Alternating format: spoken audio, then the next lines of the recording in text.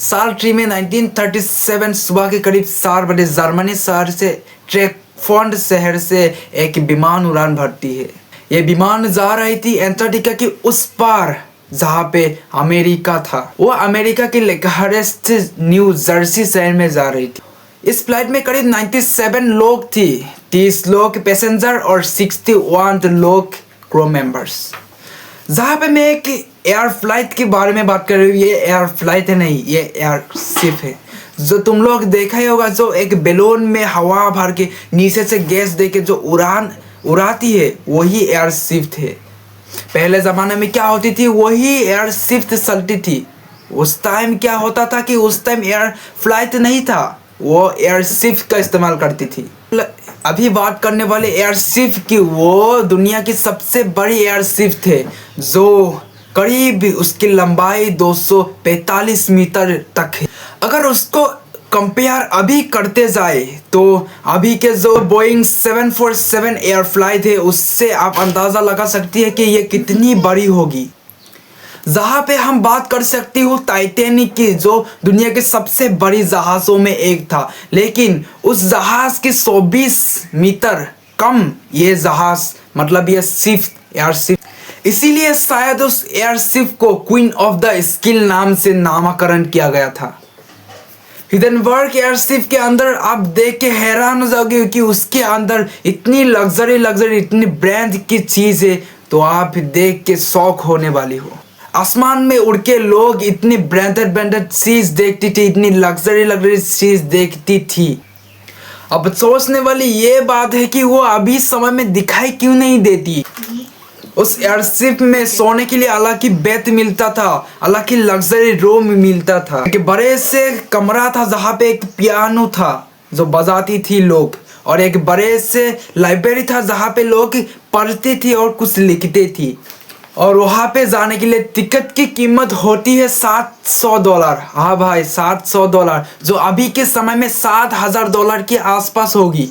अमीर होती थी वही एफोर्ड करती थी इस एयरशिप में जाने के लिए। और उस एयरशिप में जाने के लिए जो ऊपर से नज़ारा देखती है, वो बहुत गजब। साल 3 में 1937 करीब 3 दिन बाद 1000 किलोमीटर लंबाई सफ़र के बाद हिडेनबर्ग फाइनली अमेरिका पहुंचती है।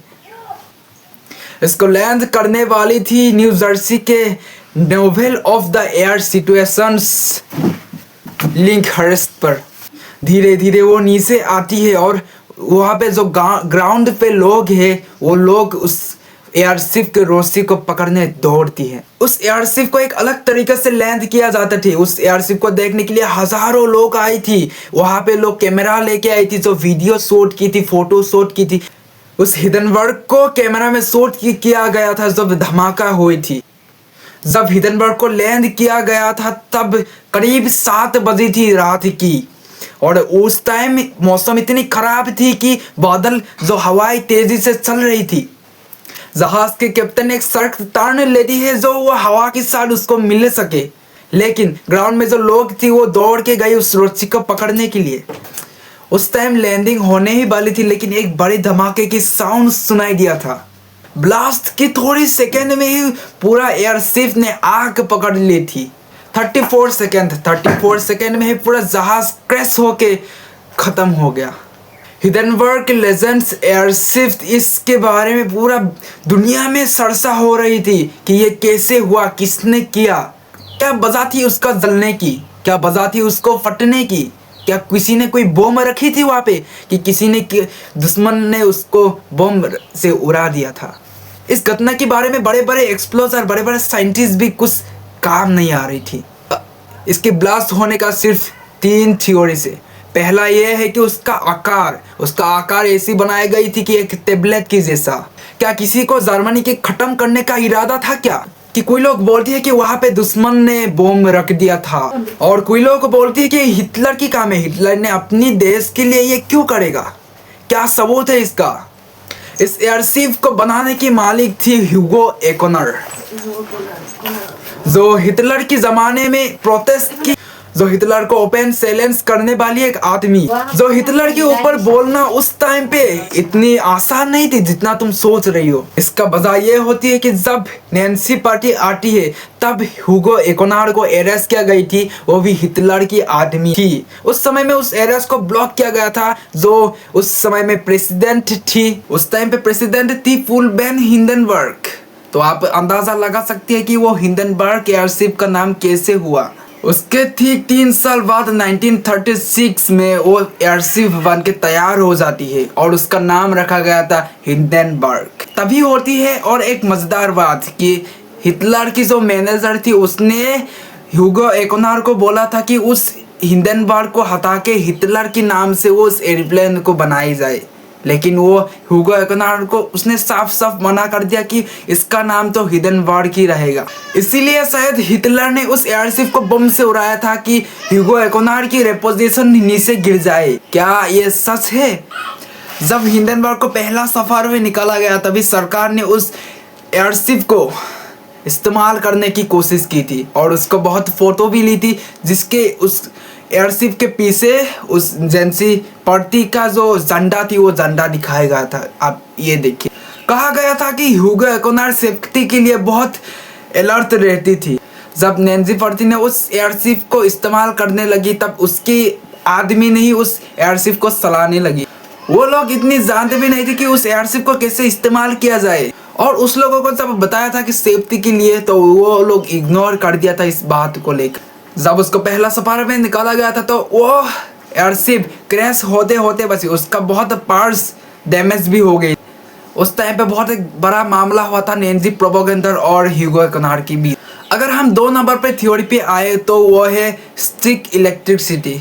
वो हिंडनबर्ग को एक मेटल फ्रेम से बनाई गई थी, वो हवा के साथ रगड़ के एक आग पकड़ती है और वो वहाँ पे जो अंदर पे H2O गैस थी वो फट गया और ब्लास्ट हो गया। इसको बताया गया है कि वो जब सर टर्न ले रही थी, जब लैंडिंग के पहले वो एक टर्न ले रही थी बहुत बड़ी, वो जो हवा के साथ मिल जाए जो लैंडिंग कर सके, तभी हुआ था ये।